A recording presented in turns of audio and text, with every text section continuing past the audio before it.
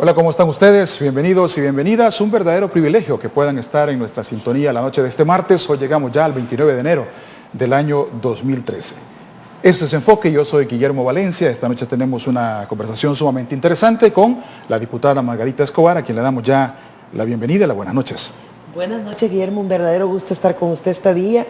Y a los amables televidentes, pues un saludo hasta sus hogares. Muchas gracias. Vamos a hablar de los dos temas quizás principales de la última semana, la aprobación del voto en el exterior por parte de la Asamblea del jueves, casi unánime, la votación, 82 votos, y bueno, las últimas 24 horas para el tema de la reforma migratoria en los Estados Unidos, que beneficia cerca de 11 millones de indocumentados. Ha sido sumamente importante. El presidente de Estados Unidos, Barack Obama, ha dicho esta tarde en Nevada que ha llegado la hora, dice, de hacer una reforma migratoria integral y que sobre todo hoy parece que hay un acuerdo entre demócratas y republicanos. Hay un frente común que va a llegar posiblemente a buen puerto. Bueno, yo me siento personalmente pero muy emocionada de las noticias que se están produciendo tanto en El Salvador como en los Estados Unidos a favor de nuestros compatriotas, nuestros hermanos salvadoreños, claro, que viven en Estados Unidos. Ustedes pues conocen mi entrega a nuestras comunidades en el exterior, cuando tuve la inmensa bendición y honor de servirles como la primera vicecanciller para salvadoreños en el exterior. Yo quiero aplaudir y saludar al presidente Obama porque está dando muestras de invertir su capital político en este segundo término a favor de una reforma migratoria. Ha llegado la hora, sí, ha llegado la hora para que esta vez no vaya a frustrarse en el Congreso norteamericano. Y todo parecería indicar que ante el anuncio el día de ayer de 8 senadores de ambos partidos, claro, demócratas y republicanos, también están diciendo lo mismo. Ha llegado la hora de que se apruebe una ley en el Congreso que le dé salida, que le dé honra y que haga justicia a los migrantes que viven en ese país y que trabajan y que con eso pues engrandecen la economía de los Estados Unidos, sostienen a sus familias y ayudan a sus países de origen. Yo los saludo al presidente Obama, al Congreso norteamericano, al Partido Demócrata, al Partido Republicano y a los 8 senadores que han tomado en sus manos el impulso para hacer realidad esta reforma. Hay analistas en toda Latinoamérica y especialmente en Estados Unidos dicen que el tema no se puede postergar más. O sea, tiene que ser en este momento, en este año y sobre todo hoy, que demócratas y republicanos han hecho una declaración conjunta el día de ayer y que es el mejor momento para que tanto el Senado como el Congreso puedan aprobar ya disposiciones similares. Efectivamente, yo estaba escuchando algunas de las declaraciones que se han vertido y uno puede ver que esto va hacia una reforma migratoria integral que la han dividido, digamos, en 4 pasos. Claro. Y yo quiero rescatar esto. El primer gran éxito del impulso es que tenemos una guía, un camino bipartidario. 4 senadores demócratas, 4 republicanos. Eso es una gran noticia. Por supuesto, otra gran noticia es el acompañamiento del presidente de los Estados Unidos hacia una reforma migratoria. Un tercer elemento importante es que esta reforma tiene un camino hacia la legalización permanente de los y las personas que viven en los Estados Unidos. Dentro de esto podemos observar que se le dará preferencia en ese camino hacia los jóvenes que llegaron a los Estados Unidos siendo chiquillos, pero que se educaron y crecieron en los Estados Unidos. Esto contempla, por cierto, el Acta de los Sueños, que es claro, la legalización o regularización de ellos. Y el otro tiene que ser con el acta agrícola. Esto más es un tema económico que va dirigido hacia los trabajadores que desempeñan sus labores en la agricultura.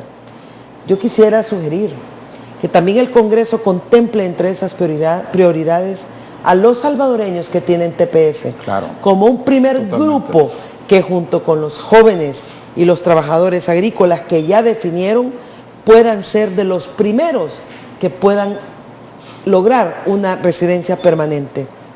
Fíjese, Guillermo, que ellos están planteando esto de manera gradual, de un estatus de indocumentado a un estatus documentado, pero no permanente, sino que temporal. Temporal.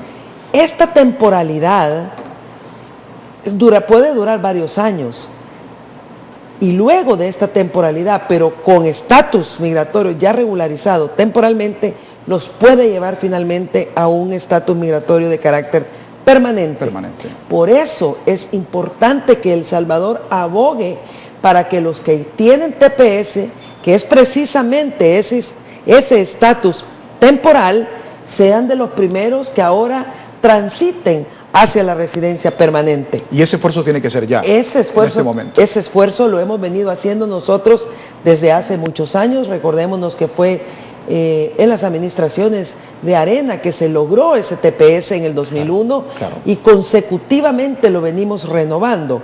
Bueno, a nuestro juicio ellos ya cumplen varios de los requisitos de la temporalidad, como es la verificación de empleo, el pago de sus impuestos, la ausencia de antecedentes criminales, la renovación permanente sin haber caído en un estatus nuevamente irregular.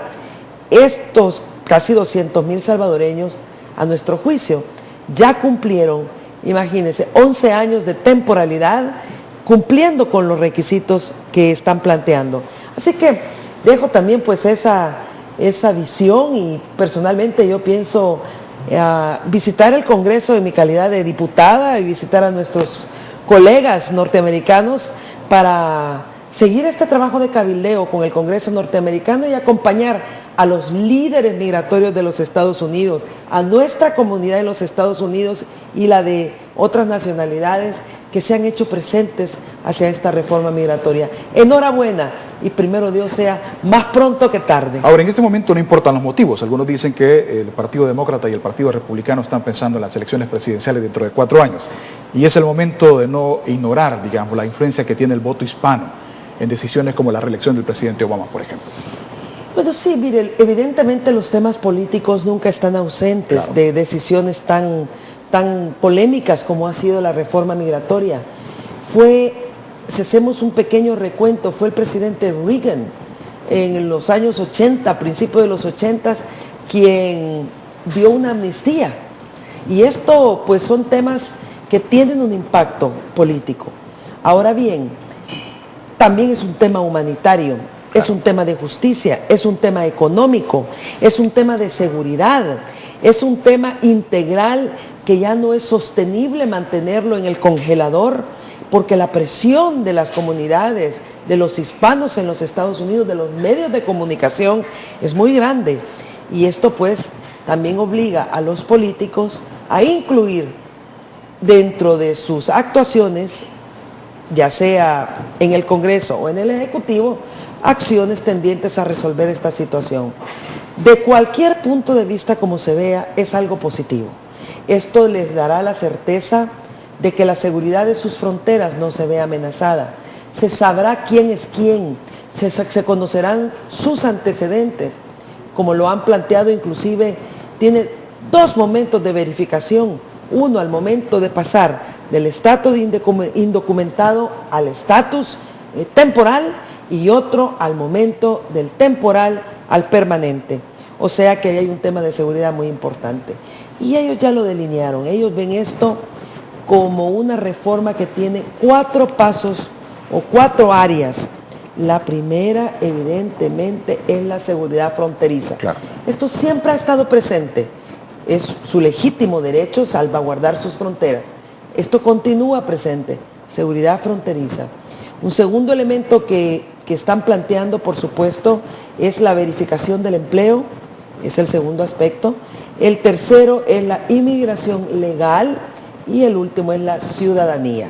Así que esperamos que en estos 4 pilares que ya delinearon se construya ahora el edificio que saque de la vida con miedo a miles de seres humanos que con su trabajo honesto, salvadoreño, bien hecho, aportan tanto a ambas naciones. Usted ha estado recientemente, la semana anterior, en los Estados Unidos. Sí, efectivamente. Para ver el proceso de dubización. Exacto. Con miras a las elecciones presidenciales del próximo año.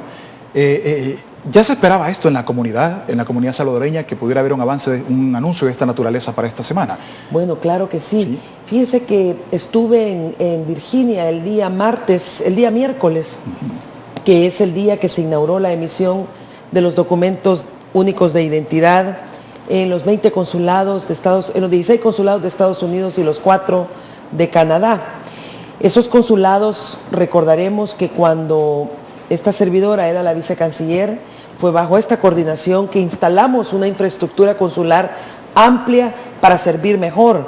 Y comenzamos el proceso de emisión del DUI en el exterior, que tuvo que comenzar con que la Asamblea Legislativa nos aprobara el decreto que facultara la emisión del DUI. Claro. Yo en esos años ni soñaba que iba a ser diputada. Hoy, siendo diputada y siendo viceministra para salvadoreños en el exterior, también pedían el voto en el exterior. Y hoy Dios me ha dado la oportunidad que, siendo diputada, el día jueves voté para que los salvadoreños puedan votar desde el exterior. ¿Qué le quiere decir eso? Que Arena tiene una política consistente, permanente, de largo plazo, de apoyo a las comunidades en el exterior, y yo soy un testimonio fiel de ello. Entonces estuve en Woodbridge viendo la inauguración de la emisión del DUI en toda la red consular, verificando que sea de manera ordenada, de aplicación de la ley correcta, platicando con los salvadoreños sobre sus problemas para obtener el DUI, a ver cómo se los podemos resolver, y fue en ese momento también cuando la Comisión Electoral aprueba el dictamen favorable para la emisión del DUI. Así que muy tempranito en la mañana estaba de regreso aquí en El Salvador, en la plenaria del día jueves, para apoyarlos en la emisión del DUI en los Estados Unidos y con mi voto como diputada para el voto en el exterior. O sea, su voto está consignado entre los 82 claro, que apoyaron. Sí, por supuesto. Esto es bien recibido, obviamente, por los salvadoreños que están en el exterior, que ya puedan votar en las próximas elecciones presidenciales, y que ya se abre el periodo no solamente para tener un DUI, sino que pueden inscribirse ya en el padrón electoral. Exactamente, miren, y esto es bien importante. La ley está aprobada, pero los pasos tienen que conocerlos muy bien, entonces claro, tiene que haber una campaña de orientación.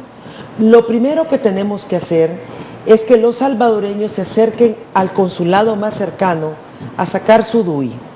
Su DUI lo puede hacer, pedir una cita por correo electrónico y llenar su formulario. Tiene que presentarse al DUI Centro, que está instalado dentro del consulado en una sección aparte, y eso es lo que fui a ver, a verificar, a observar, a asegurarme. Mi representación como diputada es a todo el pueblo salvadoreño, claro, viva a donde viva. Así como voy a verificar cárcavas o lugares donde hay situaciones que requiera la presencia de un diputado, igual aquí en este tema, que además tengo compromisos de convicción muy profundos. Se acerca al consulado, a la sección de DUI, y da sus datos personales. Necesita su partida de nacimiento y todo, ser mayor de edad, etcétera, etcétera. Ahí le verificarán, le tomarán su fotografía, se verificará y validarán la documentación, eso se enviará acá y le mandarán luego su DUI. Pero eso es lo primero que tiene que hacer los salvadoreños, es ir a sacar su DUI y presentar los documentos que exige la emisión del DUI en el exterior. Lo segundo es, la ley dice que deberá el ciudadano decir específicamente si quiere votar o no. Quiere decir que debe empadronarse, y esto lo puede hacer en el momento de sacar su DUI personalmente, ahí mismo personalmente. También lo puede hacer por internet, su deseo de querer votar en el 2014. O si vienen a El Salvador de vacaciones, lo puede hacer acá en el Tribunal Electoral de El Salvador y decir que quieren votar en el exterior. Es importante que si su DUI tiene un domicilio en El Salvador, pero quiere votar desde fuera, tiene que cambiar la dirección, el domicilio que dice su DUI.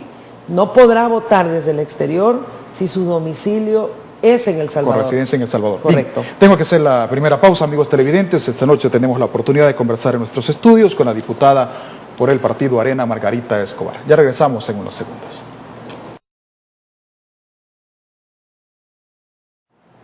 Bien, continuamos en la noche de este día martes, 29 de enero del año 2013, conversando hoy en nuestros estudios con Margarita Escobar, diputada por la fracción del Partido Arena en la Asamblea Legislativa y ocupa una secretaría en la Junta Directiva de la Asamblea Legislativa. Estamos hablando acerca de la aprobación por unanimidad en la Asamblea el pasado jueves del voto para los salvadoreños que residen en el exterior. Esto es importante, no solamente para quienes están en Estados Unidos o en Canadá, sino es que para los que residan en cualquier parte del mundo. Efectivamente, una de las que Arena planteaba, y así quedó en la ley, es que el voto debe de ser universal. Es decir, pueda ejercerse de todas partes del mundo, porque votar es un derecho de todos los salvadoreños. Claro. Y si ahora vamos a facultar para que ese voto se ejerza desde el exterior, tiene que ser de todas partes. ¿Cuál es la dificultad que yo veo en este tema? Es bueno que va a ser universal, pero obtener su DUI desde un lugar que no está contemplado se va a hacer difícil. Así es que la sugerencia es, si viajan a El Salvador, que saquen su DUI aquí en El Salvador con la residencia, con el domicilio de donde ustedes viven, de esa manera, y que se empadronen de una sola vez. De esa manera les llegarán sus sobres o su paquete electoral hasta donde usted viva. Así puede ejercer el sufragio desde cualquier parte del mundo. Y es importante esto que les digo. Si vienen a El Salvador y no viven en Estados Unidos o Canadá, que es más fácil obtener el DUI, claro, háganlo aquí y pongan el domicilio del lugar donde viven con la decisión y el deseo de empadronarse y que lo indiquen. Ahora, para los salvadoreños que vivimos acá, que residimos acá, tenemos hasta este viernes para el cambio de domicilio en el DUI. Es correcto. El viernes terminó el plazo y en la ley quedó como una fecha transitoria. Sin embargo, los cambios de domicilio para el exterior o modificaciones de su residencia será 180 días antes de la elección, que es el 2 de febrero. 6 meses antes. Es decir, que para modificar dirección, la fecha límite es el 2 de agosto de este año. Tienen 7 meses para poder modificar, 180 días antes. Para poder modificar su dirección. Y para poder inscribirse en el padrón, alguien que vive fuera. Ahí la fecha límite es el 5 de agosto. 5 de agosto siempre. 5 de agosto. O sea, siempre 180 días antes de la elección, un poquito menos. Aquí tengo inscripción a la ciudadanía, prescripción, es el registro electoral, la fecha límite, perdón, claro, es el 5 de agosto del 2013. Del 2013. Y el cierre definitivo de la inscripción de ciudadanos al registro electoral es el 4 de octubre del 2013. 60 días o 90 días antes, 90 días antes. Ahí está, entonces. ¿No se enfrentará esto al primer problema, decían algunos, de revelar el domicilio? Por ejemplo, quienes viven en Estados Unidos y no tienen un domicilio permanente, ¿no será un obstáculo a vencer? Esto del momento de ir a sacar el DUI y dar un domicilio permanente. Mire, la movilidad de los salvadoreños es algo natural. Y sin embargo, el Tribunal Supremo Electoral tiene que tener un calendario electoral. Estas son fechas que ha establecido el propio Tribunal Supremo Electoral, claro, donde establecen que la suspensión del proceso de modificaciones de residencia de ciudadanos al registro electoral es el viernes 1 de febrero para aquí El Salvador, como acabamos de decir. Pero para el exterior será 180 días antes. Entonces, lo que los salvadoreños deben de saber es que el 5 de agosto, ya a partir del 5 de agosto en adelante, no podrán modificar su domicilio.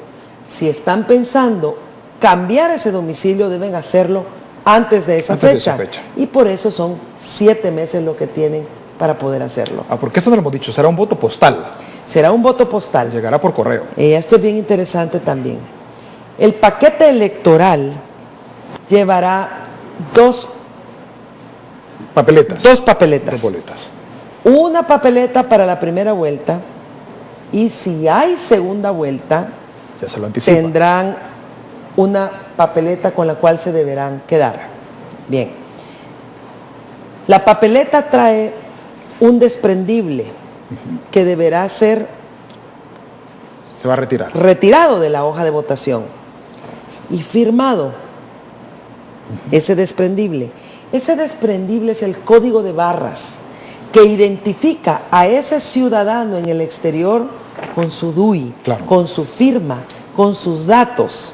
Es una verificación de la seguridad que debe de tener la emisión del voto desde el exterior. Entonces el ciudadano vota, dobla su papeleta y la pone en un sobre blanco que va ahí y lo cierra. Ese sobre blanco luego lo pone en un sobre celeste, un segundo sobre, y a ese sobre celeste le pone el desprendible. Y eso se envía por correo postal al Tribunal Supremo Electoral, que tendrá una junta receptora de votos desde el exterior. Al llegar acá, se abre el sobre celeste, se saca el desprendible y se verifica si esa persona es quien dice ser. Porque en ese código de barras están todos sus datos y viene firmada. Es decir, se corrobora la identidad del emisor del voto y se armoniza con la identidad del votante. Interesante, ¿eh? La hoja blanca, que es donde viene, el sobre blanco, que es donde viene la papeleta de votación, no se abre y se pone aparte. Hasta el día del escrutinio, que deberá abrirse los votos desde el exterior con una junta receptora de votos desde el exterior. Entonces ve que tiene varios pasos que deben explicársele al ciudadano para que efectivamente el voto desde el exterior, que ya está la ley, pues tenga la diseminación de los requisitos para sacar su DUI, para empadronarse, para que conozcan las fechas límites de cada situación y cómo usar y manejar su paquete electoral. Ahora, esto va a requerir de un enorme esfuerzo del Tribunal Supremo Electoral, un esfuerzo de divulgación en el exterior, no solamente Estados Unidos, Canadá y otras ciudades. Hasta el momento no hay presupuesto aprobado para las elecciones. Estas ya están casi a un año. Hoy se hablaba de que no solamente se requieren los 42 millones normales que el tribunal pide, sino además el financiamiento para el voto a nivel residencial y el voto en el exterior, que viene sumando como 53, 54 millones de dólares. ¿No se previó esto en la partida presupuestaria aprobada el año pasado, en el presupuesto normal, y se ha dejado para un presupuesto extraordinario? Sí, y fíjese que usted ha tocado un tema muy, muy importante. Nosotros en Arena hemos venido insistiendo en que el presupuesto general que envía el gobierno viene siempre desfinanciados. Claro. Ahí no incluyen los paquetes escolares, para darle un ejemplo. Entonces, hay una gran propaganda alrededor de los paquetes escolares que no llevan financiamiento cuando mandan el presupuesto general de la nación. Y es en el año que empiezan a hacer cambios de una partida para otro, poner préstamos, etcétera, etcétera, lo cual no le da certeza al presupuesto. Lo mismo con la pregunta en relación a un gasto que es previsible. Claro. Es cierto que no se sabía lo del voto en el exterior, pero también es cierto que era una posibilidad. Ellos tendrán ahora, tanto el tribunal como el gobierno tendrán que ver que la ley se cumpla, ¿verdad? Claro. Y ojalá pues que envíen pronto el presupuesto destinado a las elecciones y su fuente de financiamiento. No es por esta manera que Arena va a aceptar, a través de extraer 85 millones de los 400 millones que tiene el Banco Central en letras del Tesoro. No va a ser de esa manera. Mire, el problema, le voy a decir, el problema es que nunca un gobierno ha tenido tanto dinero como este gobierno del FMLN. Nunca un gobierno ha sido tan poco transparente como este gobierno. Y lo peor, nunca se ha visto menos obra como este periodo que estamos viviendo. Se crea la Ley de Transparencia y Acceso a la Información y el gobierno, el presidente, que tiene la obligación de nombrar a los miembros del Instituto de Transparencia, no lo hace. No lo hace. Claro. Manda los presupuestos desfinanciados. Se les otorgan los dineros para que paguen subsidios y no los pagan. Hacen alarde de los paquetes escolares y le deben a los sastres y a las costureras. Entonces, es una cuestión de preguntarnos dónde está ese dinero.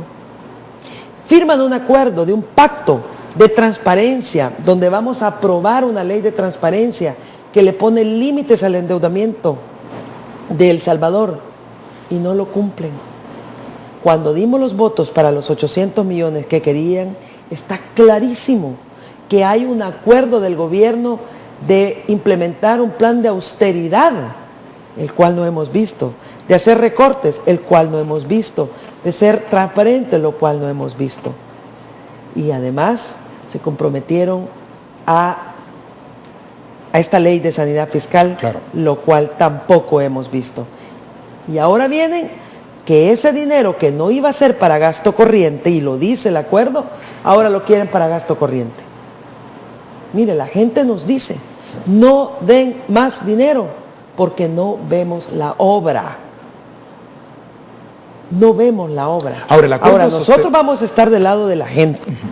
Nosotros hemos sido muy consecuentes con ser una oposición propositiva, no de insultos. Los insultos se dan los sábados. Arena está siempre promoviendo y siendo propositivo, pero cada vez que Arena propone algo, lo que hacen es insultarnos. Y un país no puede caminar así. Un país debe encontrar la verdad, el bien común y actuar en consonancia con ello. Sí, estos 85 millones garantizan los condicionamientos de Arena, que son transparencia, la ley, el tope del endeudamiento, pues vamos a estar al lado de la gente. Eso lo hemos dicho siempre, lo hemos comprobado siempre, pero también tenemos que velar por el buen uso de esos recursos que no son del gobierno, ni de Arena, ni de ningún partido político. Son del pueblo salvadoreño porque es el producto de su trabajo, que paga a través de impuestos. Ahora, un acuerdo de esa naturaleza, eso último que usted está diciendo, no es tan fácil como para que se logre para el jueves, por ejemplo. Requiere de un poco más de trabajo. Requiere un poco más de trabajo, pero si hubiera una voluntad política, mire, yo creo de que muchas cosas serían posibles en El Salvador. Si respondemos a propuestas con propuestas y no propuestas con insultos, hacemos otra propuesta y nos insultan más.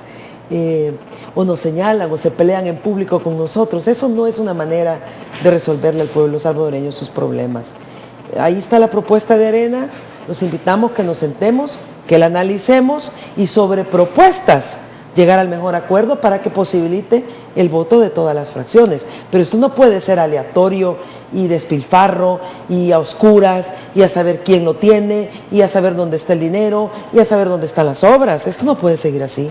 Ahora, el acuerdo establecía que estos 400 millones podrían ir al pago de letes, al pago de deuda pago de corto plazo, sí, claro. Sí. Y después puede el gobierno poder emitir estos 85 millones en deuda también de corto plazo, lo puede emitir. ¿Por qué la explicación que no se logra este acuerdo, digamos, que el Ejecutivo entienda esta parte? Es que mire, no sé, habría que preguntarles a ellos, yo no entiendo. Sinceramente. El ministro de Hacienda no explicaba esa situación. No, yo no entiendo la racionalidad atrás de esta manera permanente de hacer las cosas, de irlas haciendo, hoy te digo esto, pero mañana hago otra cosa. Y después de 3 años, más de 3 años y medio, hoy te digo esto, pero después hago otra cosa, pues yo creo que el pueblo ya se dio cuenta. Y nosotros, como una fracción de oposición democrática, responsable, propositiva, estamos en la obligación de señalarlo. No es por estar peleando, es que es nuestra obligación de oposición señalarlo, así como será obligación de ellos hacerlo cuando sean oposición y nosotros gobierno. Bien, tengo que hacer la segunda pausa, amigos televidentes. Conversamos hoy en nuestros estudios con la diputada Margarita Escobar, representante de Arena en la Asamblea Legislativa y secretaria en la Junta Directiva de este órgano de Estado. Ya regresamos en unos segundos. Bien, gracias por seguir en nuestra sintonía. Esta noche tenemos la oportunidad de conversar en el estudio con Margarita Escobar, diputada por el Partido Arena en la Asamblea Legislativa y ocupa una secretaría en la Junta Directiva del primer órgano de Estado. Estamos hablando obviamente acerca de la situación financiera en nuestro país. El presidente ha solicitado al Partido Arena que apruebe 85 millones de dólares de los 400 que están establecidos en una especie de stand-by y que en un principio el acuerdo de sostenibilidad fiscal entre ambos partidos establecía que era para el pago de letras del Tesoro. Si el ministro de Hacienda no explica en qué fueron utilizados esos 400 millones anteriores de los 800 millones que iban para pago de eurobonos, va a ser imposible establecer un acuerdo acerca del uso de esos 85 millones, diputada. Sí, Es una cosa lo que tienen que hacer, cumplir lo que dicen, cumplir lo que firman. Eso es todo lo que tiene que hacer el gobierno. Hoy por hoy hay una falta de cumplimiento a su palabra, ni siquiera lo que firman. El acuerdo de sostenibilidad fiscal tiene que hacerse.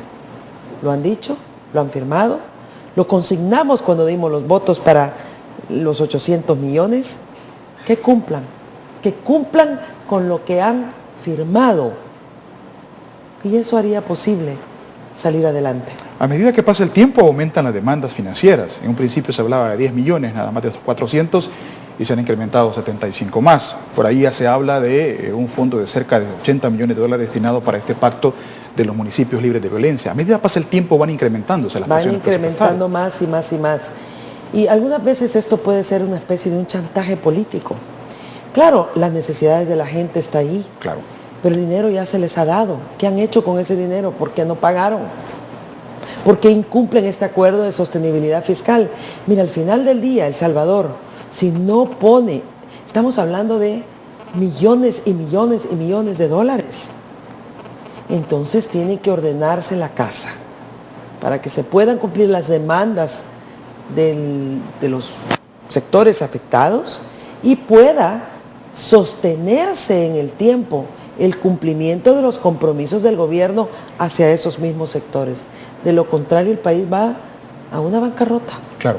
En el tema de la Corte de Cuentas, ya la Sala de lo Constitucional resolvió que la Asamblea tiene que volver a elegir antes del 22 de marzo. ¿Han tenido oportunidad de sentarse, de conversar en la fracción para ver si la mejor decisión es reelegir a los actuales magistrados de la Corte de Cuentas o elegir unos nuevos?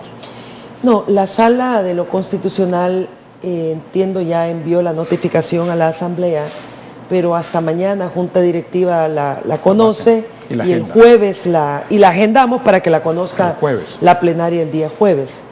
Sin embargo, ha sido la posición de Arena algunos criterios de principio. Uno es que los fallos de la Sala de lo Constitucional se acatan. Claro.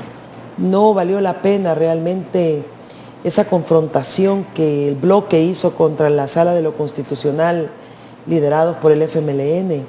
No valió la pena que fueran a la tarima de la Corte Suprema de Justicia los voceros políticos de los partidos políticos a levantar las manos a jueces violando la independencia que debe existir del órgano judicial y de los más altos magistrados, más altos jueces del país, que son los magistrados.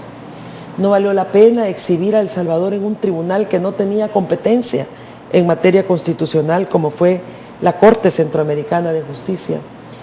Y no valdrá la pena que El Salvador continúe por razones partidarias este camino de la confrontación. Y creo que nos ha hecho mucho daño y ha llegado el momento de que los salvadoreños entendamos de que todos somos salvadoreños, que El Salvador alcanza para todos, pero que no podemos estar estirando y encogiendo nuestros entendimientos de la democracia o de la institucionalidad democrática por la lucha de poder. Claro. La lucha del poder tiene que hacerse con métodos democráticos, no alterando las instituciones democráticas. Entonces, esta nueva resolución de la Sala, ese es un principio, hay que acatarlo. Segundo, hay criterios de idoneidad. Nosotros hemos sostenido que El Salvador debe de tener instituciones libres de influencia partidaria, de responder a las cúpulas partidarias y responder al ciudadano. El Salvador tiene que ir evolucionando y dando saltos de calidad. Sí, quizá nuestra propia evolución en tan solo 20 años, que es una democracia muy tierna, después de los acuerdos de paz que teníamos que dar espacios políticos y partidarios, ese era el único camino en ese momento. Pero eso no quiere decir que debamos seguir anclados al pasado, rehenes del pasado, presos del pasado, presos del odio y los rencores del pasado. Veamos al futuro, atrevámonos a dar esos saltos de calidad en nuestra democracia, atrevámonos a despartidizar las instituciones. Créame, eso sería un salto nuevo. si vemos aquel salto de calidad de la guerra a la paz, de gobiernos un poco impositivos así, de mano muy fuerte a una democracia, de elecciones cuestionadas a una en que podemos asistir a las urnas. El Salvador ha tenido grandes avances, grandes avances. Hay muchos héroes de esta democracia, hay muchos héroes de país. Y esto también nos invita a que hoy esta generación seamos héroes del futuro y que asumamos esa responsabilidad para que estas instituciones poco a poco se conviertan en libres de influencia de los partidos y más de servicio hacia la gente.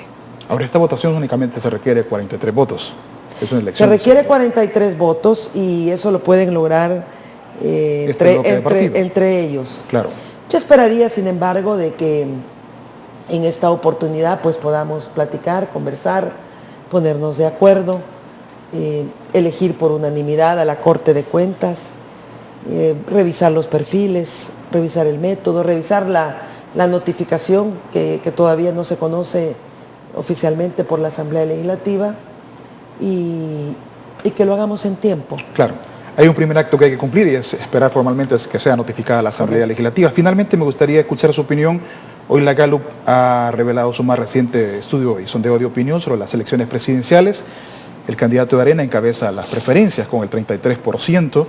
El candidato del FMLN, Sánchez Serén, viene atrás 5 puntos, 28% de preferencias electorales. Y más atrás, aunque no es un candidato presidencial todavía, pero el expresidente Elías Antonio Saca con un 17% de las preferencias del electorado. El 22% está de una forma indecisa.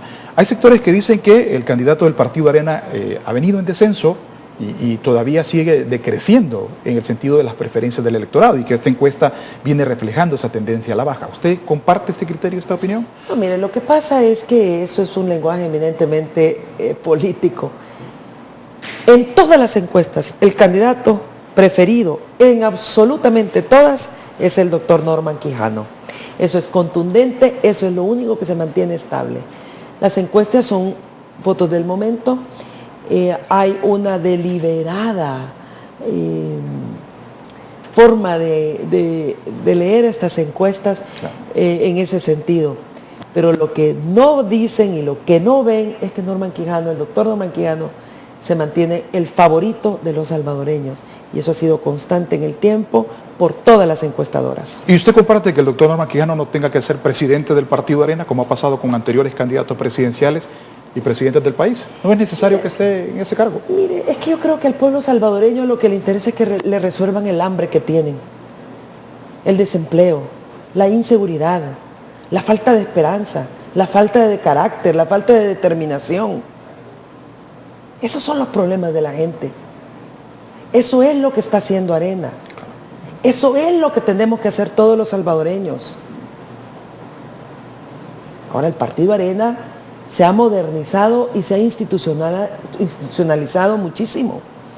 Estamos ahorita en una consulta sobre reformas estatutarias para darle fortalecimiento a la comisión política, para darle mandatos adicionales, para tener nuestro acervo histórico y de experiencia dentro del partido, pero funcionando de manera institucional, para tener pesos y contrapesos, para tener un instituto político moderno, a la altura de las circunstancias y a la evolución de los tiempos. Bien. En eso estamos. Yo creo que eso es buena noticia para el pueblo salvadoreño. Bueno, agradecerle por su tiempo. Imagino que son días bastante intensos con esta situación de... pero siempre es un gusto. Bien, gracias, diputada. Un gusto estar con usted, Guillermo. Un gran gusto, estimados amigos, que tengan feliz noche.